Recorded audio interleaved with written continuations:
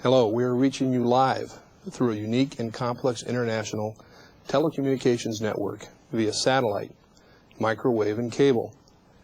The International Training Center at San Diego State University brings us all together in this video conference, which joins distinguished organizations located in Mexico, Cuba, the Dominican Republic, Costa Rica, Panama, Venezuela, Colombia, Peru, Brazil, Bolivia, Paraguay, Argentina, China, and the United States of America. We would like to thank SatMex, PanAmSat, and BrazilSat for their excellent satellite linkage services, which makes this program possible.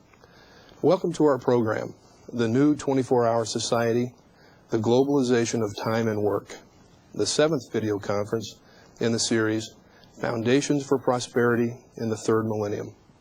My name is Dan Hopwood, and I will be your moderator for today's program. I am a vice president with the international insurance and management consulting firm, Marsh USA, concentrating in the fields of integrated safety and risk management, as well as business continuity planning. Today's video conference is composed of 2 presentation modules and 2 question and answer sessions, and we look forward to your live participation. We are fast becoming a 24-hour society. That is, one where organizations and individuals will be offering products and services continuously, and people will be free to decide for themselves when they would like to purchase them. Globalization and urban living will be the driving forces for this trend as we enter the third millennium.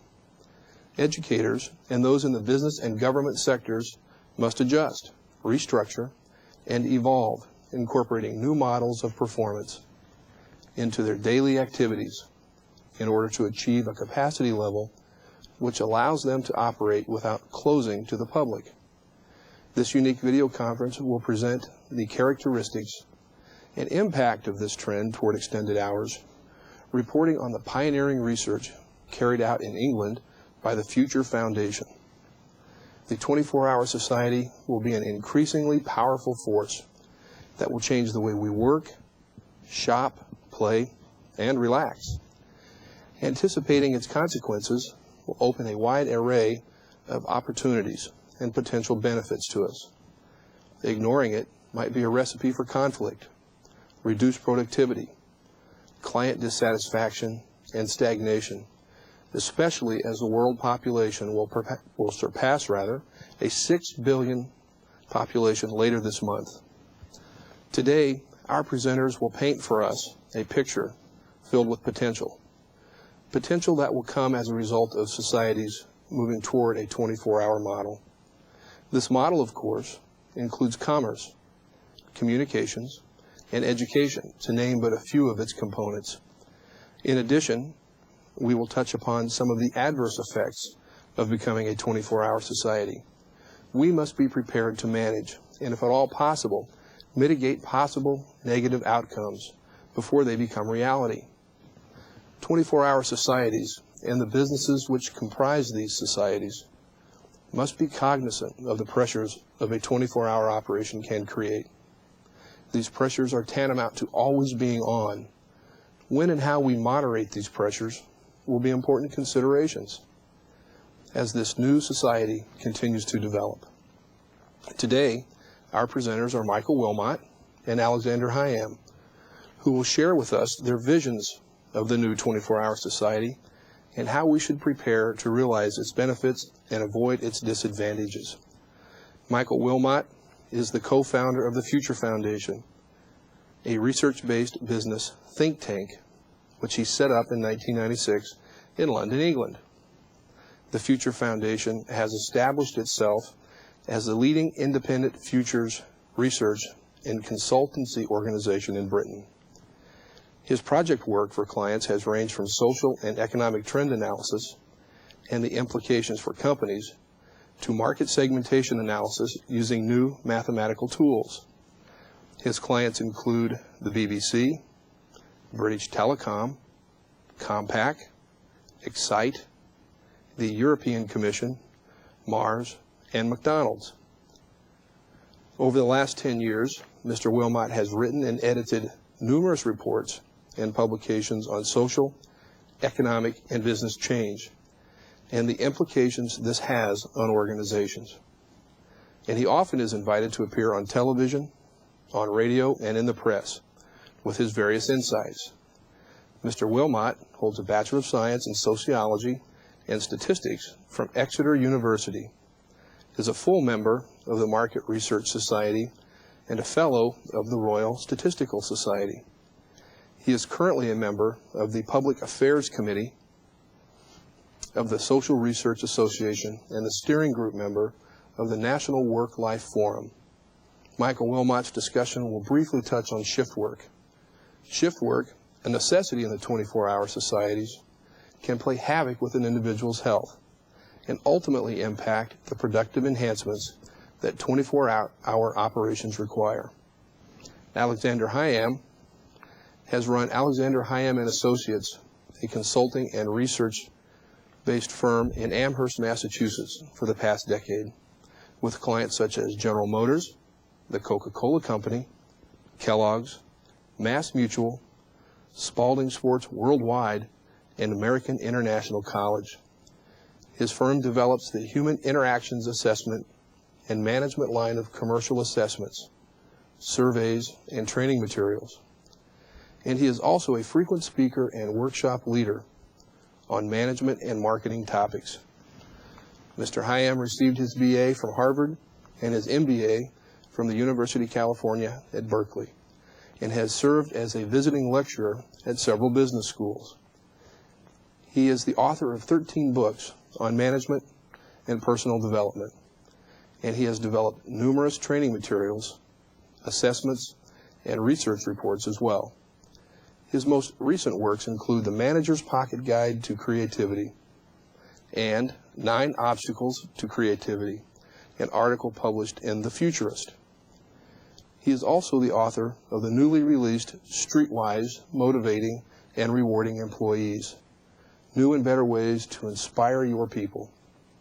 Mr. Hiam will present some practical guidelines for dealing with the high levels of turbulence that we will experience in the new 24-hour society.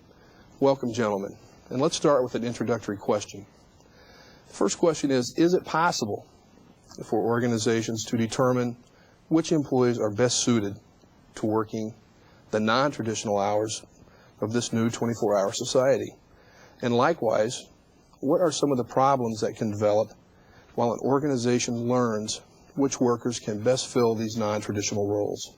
I'd like to take the first half of that question, if we may, Alex, and come to you with that on the problems that may exist. Well, there certainly are going to be increasing problems, as we'll be reviewing in our presentations. And it is possible to identify some people who can handle them better. For instance, we know that within organizations, people are going to be needing to be more flexible, creative, better at problem solving, and just more open to change. And I find that there are ways to assess these qualities to identify people who have more resilience to change, for instance, or are more creative. However, there are also many problems that are going to be universal, and everyone's going to need to get up to speed, if you will, and be prepared for a more turbulent economy. So we're going to have to learn how to manage everyone. Great. I like that response, and that's a perfect bridge, Michael, I think, to coming over to you and asking you to address some of the organizational problems that may exist as we go through this turbulence with 24-hour societies and trying to identify workers who best fit the model. What about from the organizational perspective? Well, there's a whole range of potential problems which organizations and society even can face, and I think 3 specifically stand out. One is, which dwell on briefly in my presentation is the fact that most major accidents and disasters take place in the middle of the night. So organisations have to be very careful about any operations activity that is being used and the potential for accidents. Secondly, for the health of workers themselves, that's very important because, again, as I make clear in my presentation, shift working does affect the physical but also the emotional health of employees. And finally, for organisations, particularly for business, the competitive advantage of not being open 24 hours is potentially a serious one, because if you're not open 24 hours, your competitors will be. Yeah, someone else will fill that space. Mm-hmm. Good, gentlemen. Thank you both for those comments. Let us now begin with Module 1.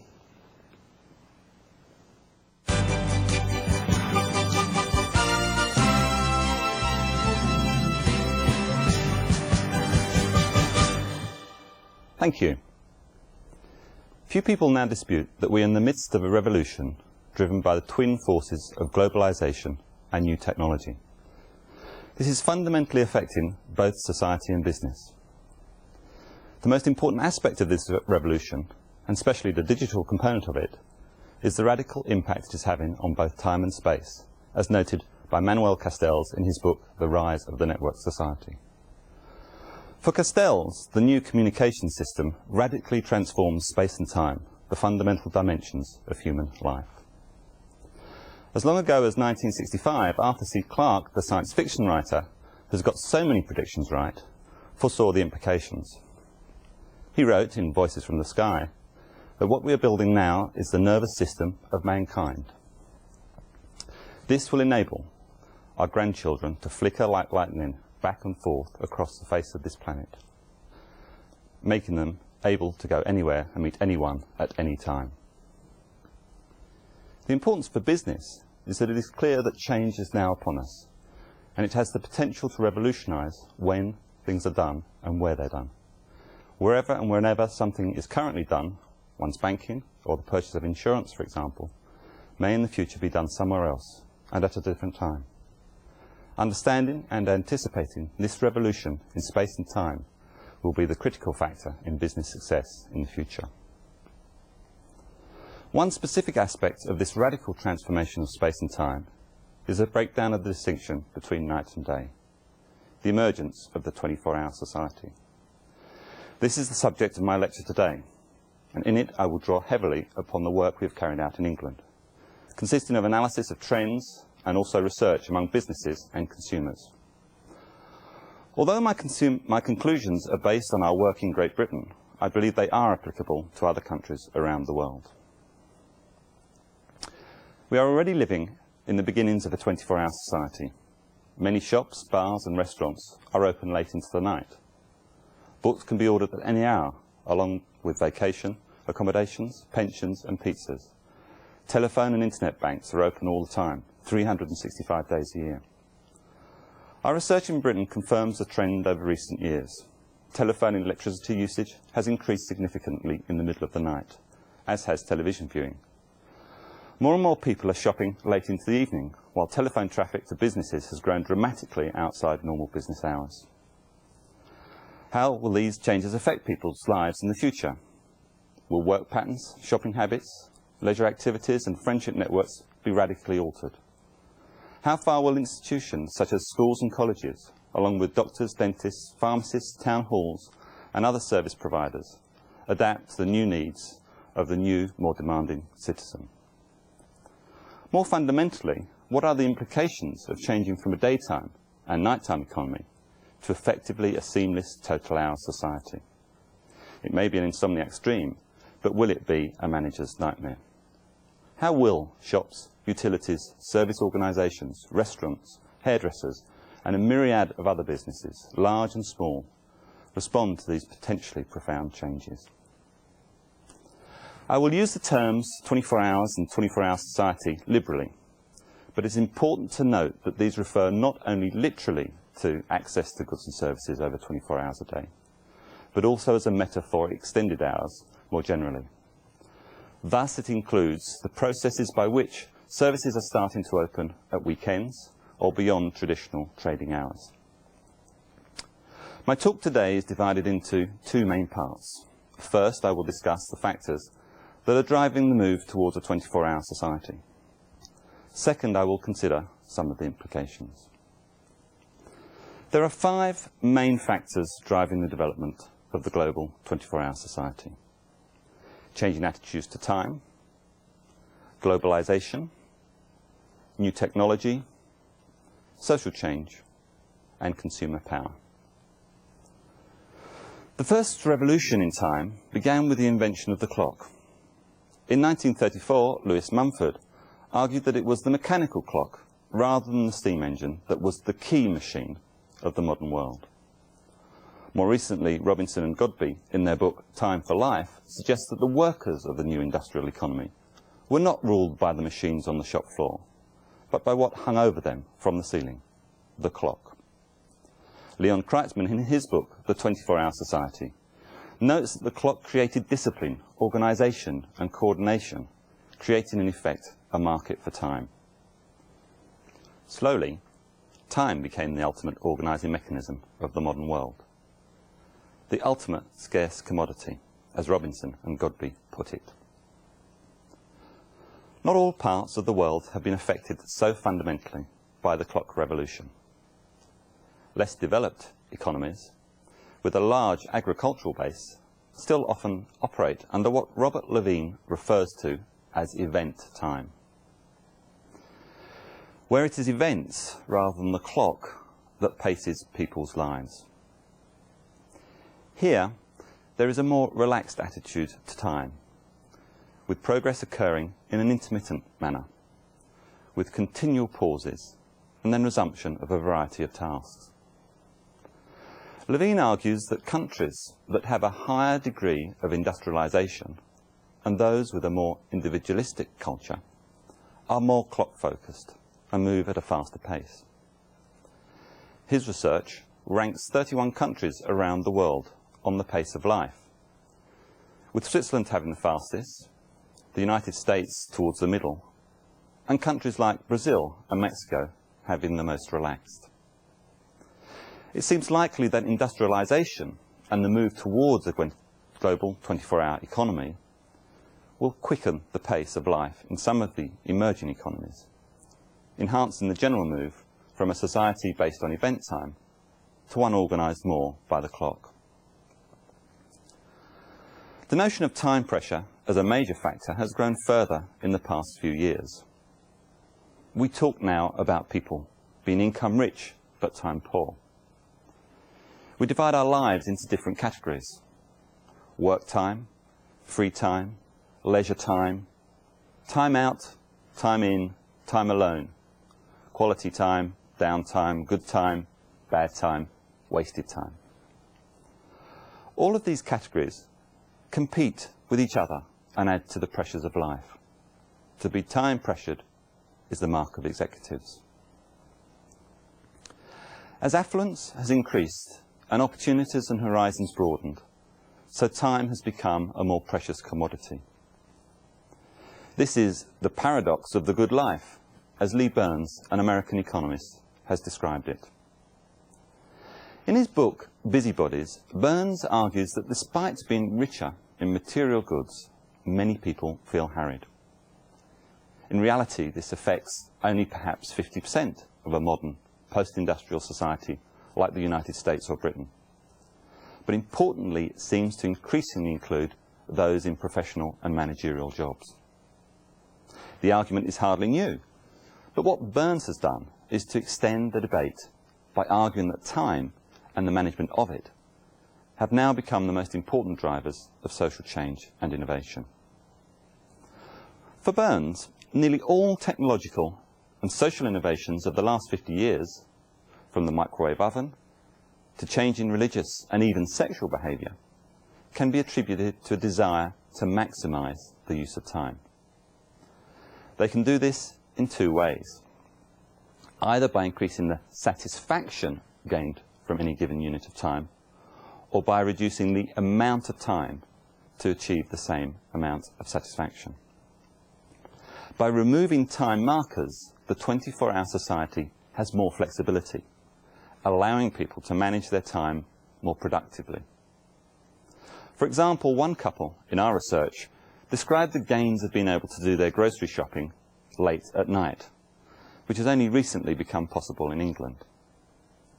At night, the shops were less crowded, and so shopping was a quicker and more pleasurable experience. In the jargon, their satisfaction to time ratio had improved. By freeing their Saturday mornings when they had previously done their shopping, it also released time for more pleasurable family leisure pursuits.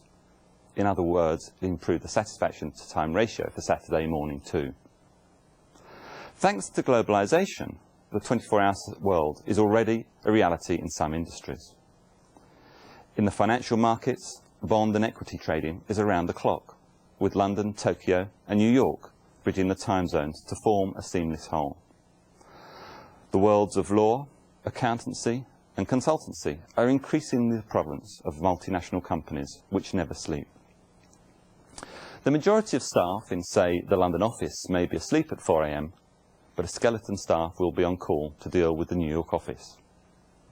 Other service companies put together customer service teams from around the time zone centres of the world to provide a constant 24-hour support. British Telecom does just this for its best multinational clients, with client support issues being passed from one time zone to another to provide a continuous and seamless service.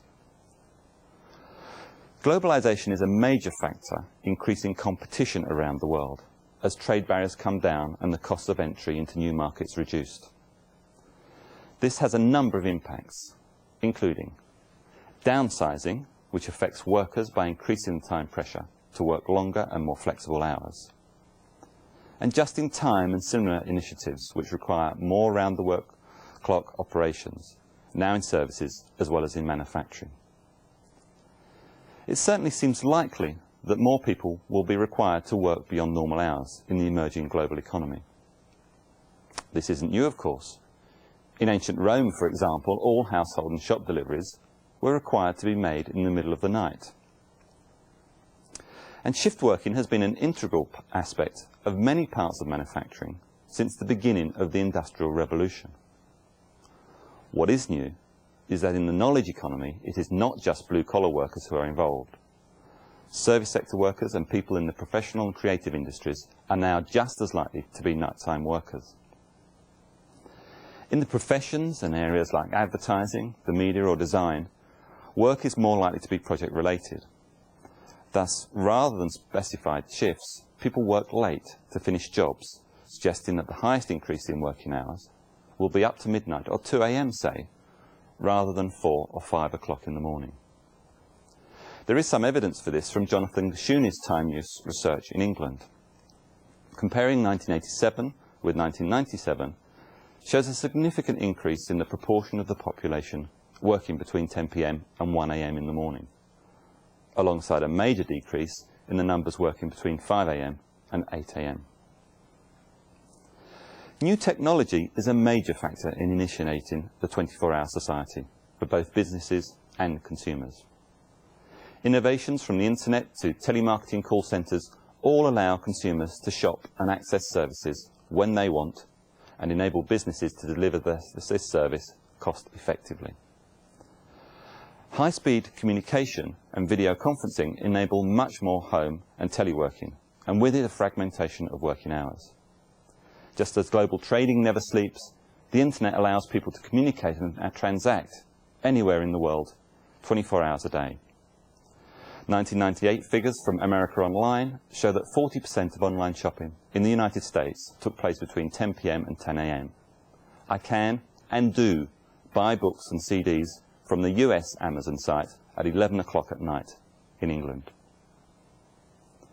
Once people around the world are able to communicate freely, and with less regard to conventional hours, culture becomes more global and less rooted in immediate locality.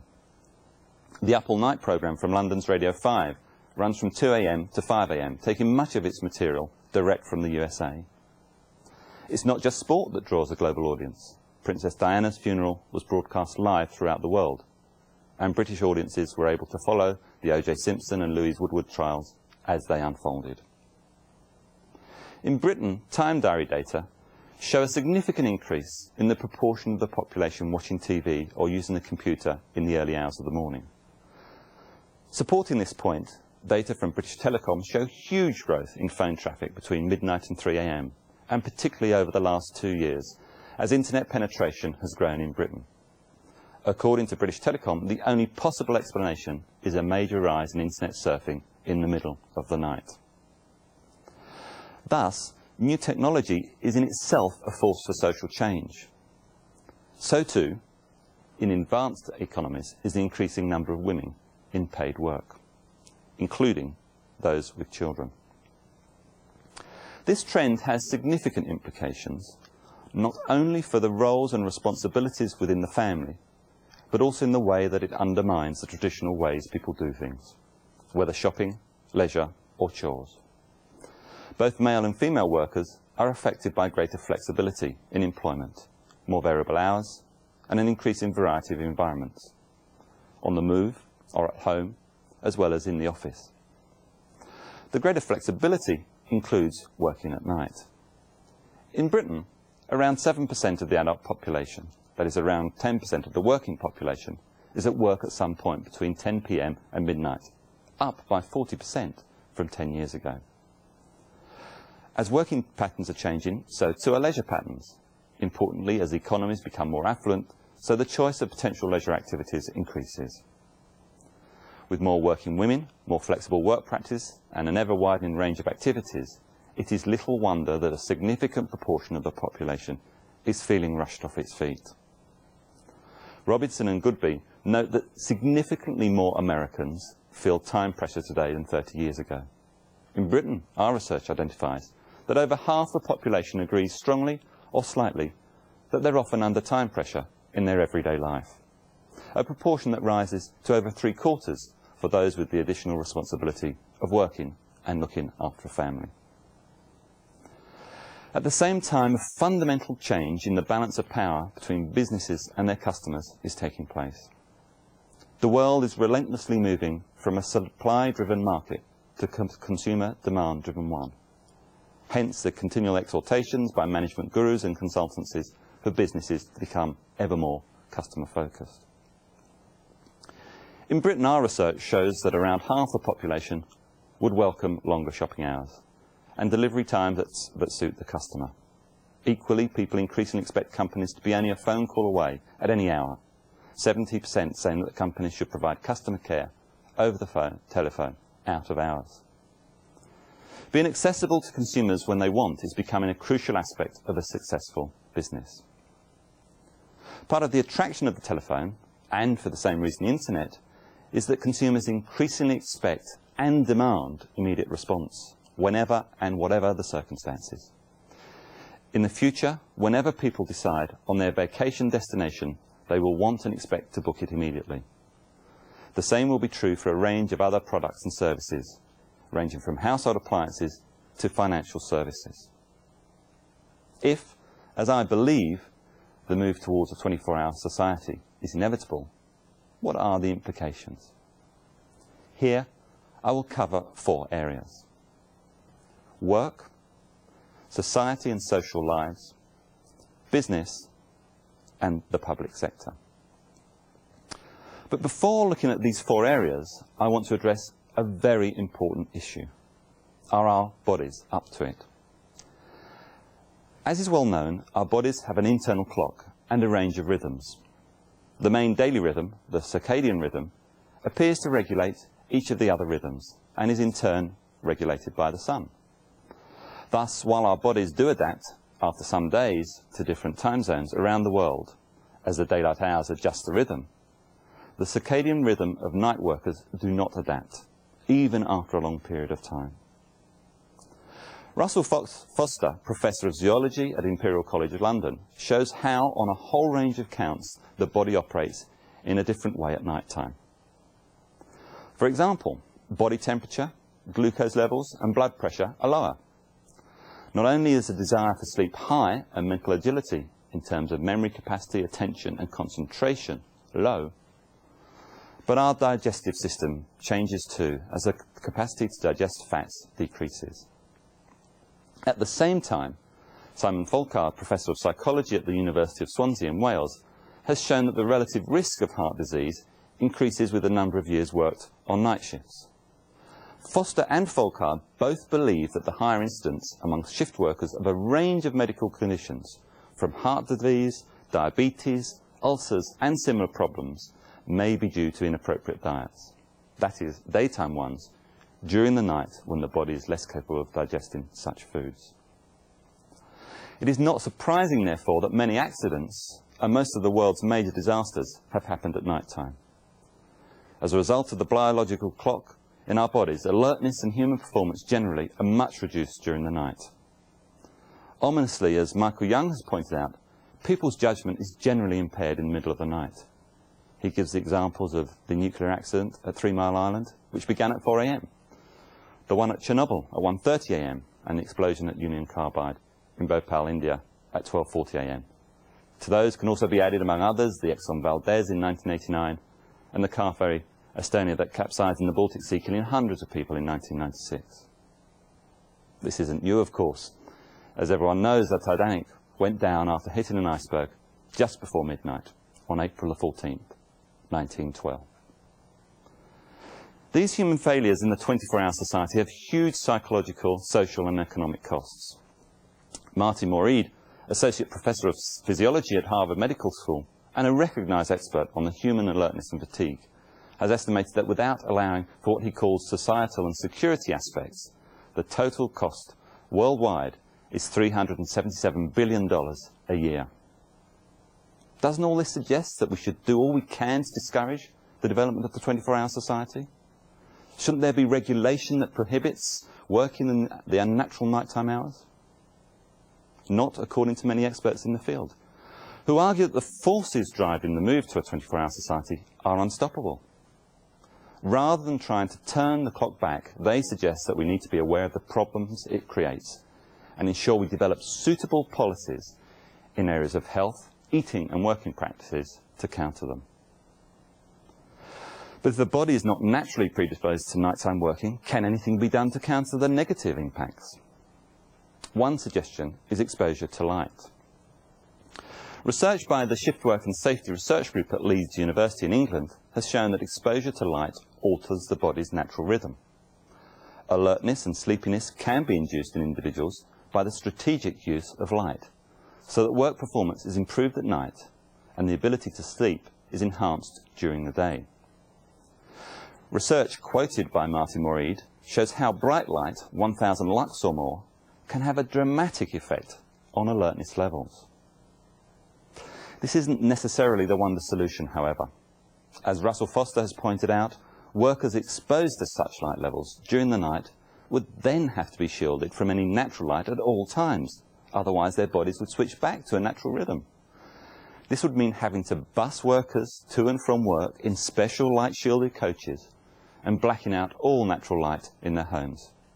Surely unrealistic. Meanwhile, the use of melatonin as a synchronizer or body clock shifter is being researched. Melatonin is a hormone produced by the brain that is thought to help regulate the body clock.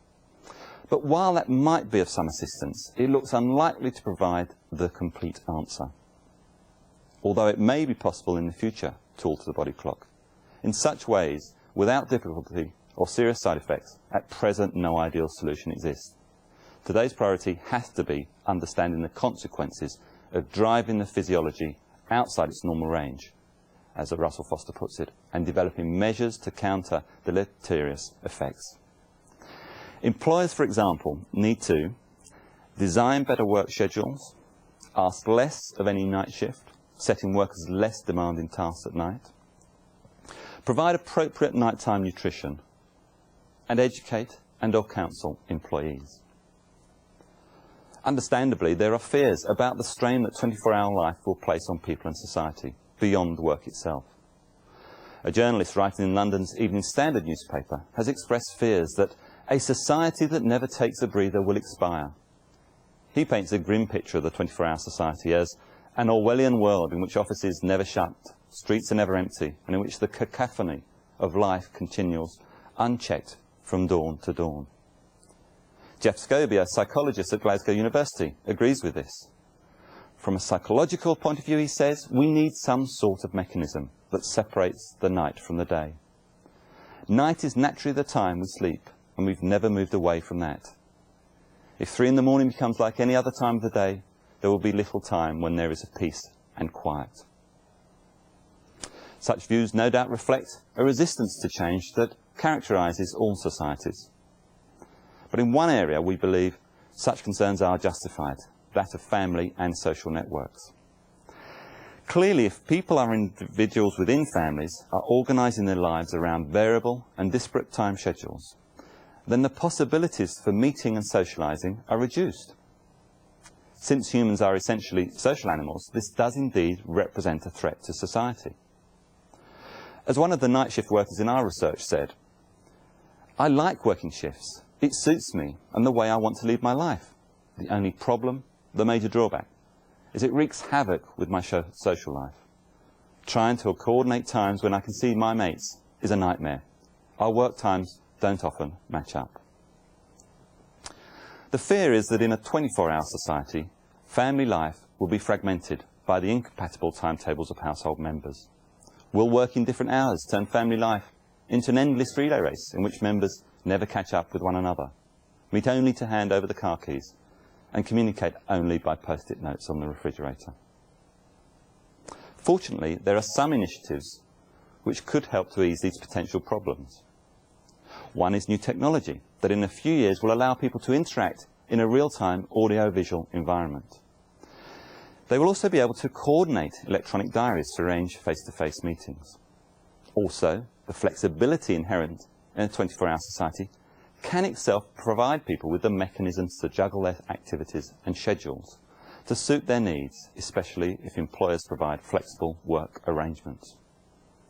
Equally, employers might see that providing more flexible working patterns to employees can have benefits. In Britain, for example, grocery retailer Tesco has found that workers' job satisfaction has increased following a move to a 24-hour opening. Those who were already employed in the store, stacking shelves, for example, now have a broader, more customer-focused and rewarding role. And in service industries in particular, increased employee satisfaction and motivation is likely to be linked to higher productivity. Everyone will need to take time management and planning more seriously. Ultimately, if we are to move to a 24-hour society without too high costs to family and social networks, we shall all have to not only organise our lives better, but to place socialisation at the heart of it. Thus, we can see that while there are some potential dangers and social problems arising from a move to a 24-hour society, they are not necessarily insurmountable. There are also some potential benefits. First, more flexible working hours, both for work and leisure, could ease congestion and reduce everyday pressures, particularly for those who live in cities. Second, extended hours could reduce crime rates. More people on the streets could mean safer streets. Experiments in Britain, in Manchester and Oxford, show reductions in crime rates as a result of extending hours and opening times for bars and clubs. What should be the response of organisations, though? Firms will be increasingly driven towards operating round the clock. The company of the future may never sleep.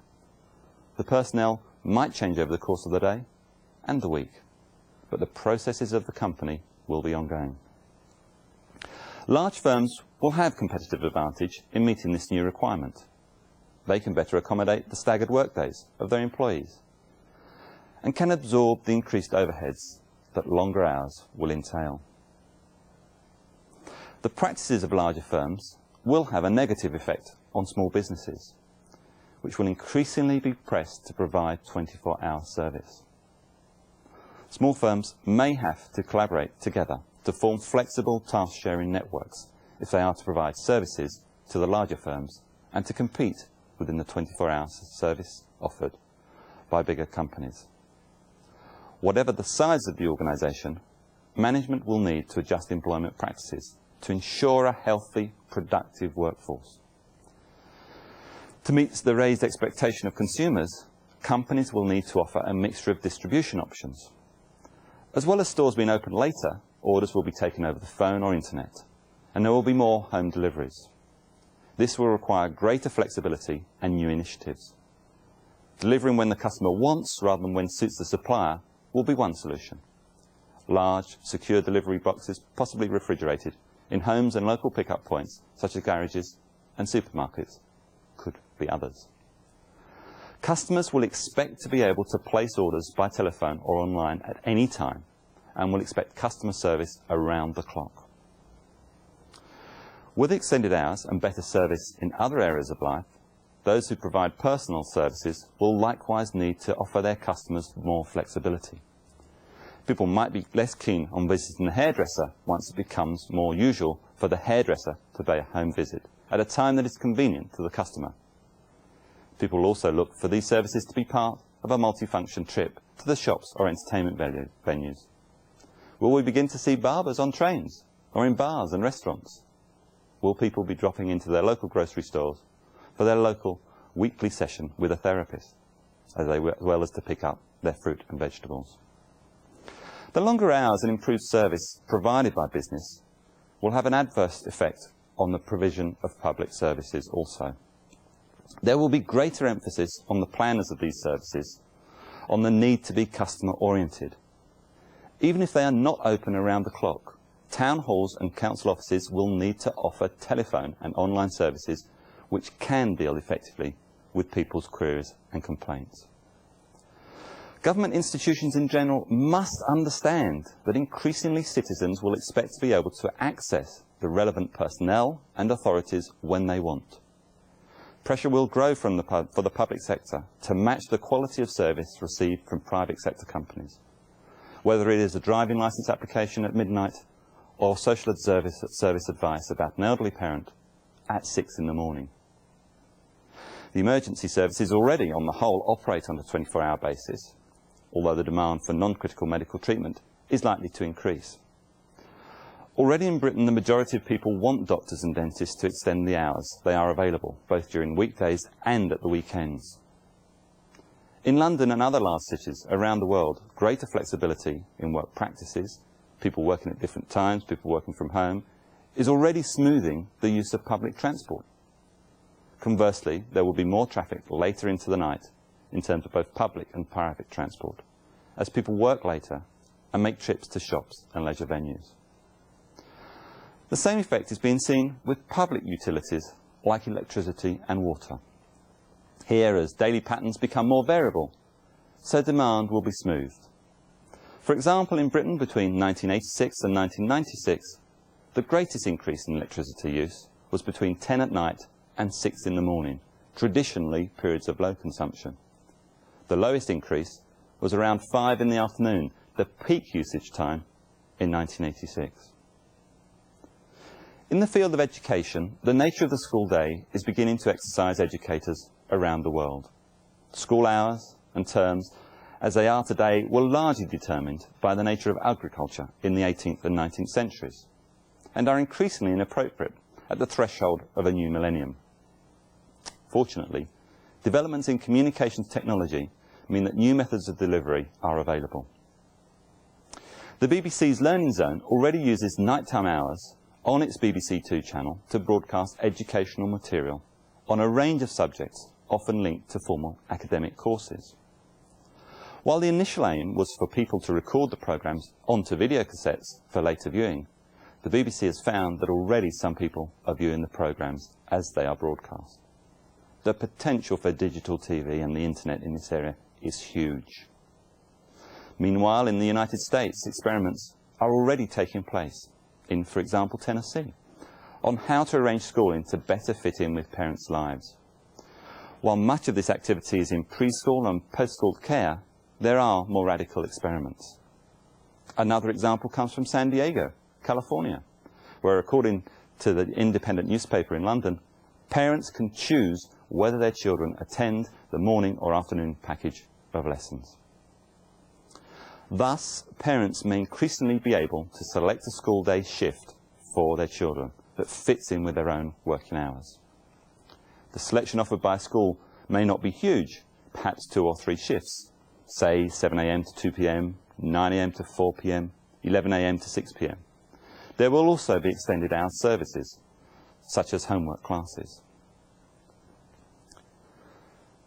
In his groundbreaking book, The 24-Hour Society, The Risks and Challenges of a World That Never Stops, which was the first book really to address the subject, Martin Moreed argues that we are in the midst of the next major societal revolution, a time of crisis and of opportunity. How much the 24-hour society is a crisis and how much it's an opportunity depends to some extent on how each of us as individuals adapts to it. It also depends on government and public services recognising the inevitability of the trend and the need for them to respond to it. But most of all, perhaps, it depends on how business responds.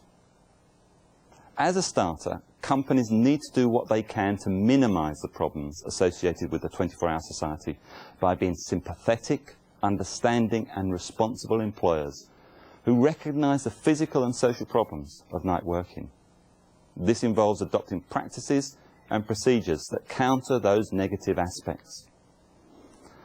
But as importantly, businesses can maximise the opportunities of the 24-hour society by being more customer focused and helping customers organise their lives how they wish. 2 specific aspects of this are most important. First, although an increasing number of outlets will open 24 hours a day, many services won't physically do so. However, a virtual service will be possible using the new technologies I have discussed, providing the accessibility that will be critical in the consumer-led 24-hour society of the future. Getting the right balance between the real and the virtual will be one of the great challenges facing those businesses. Those businesses that manage this mix best are likely to be the most successful.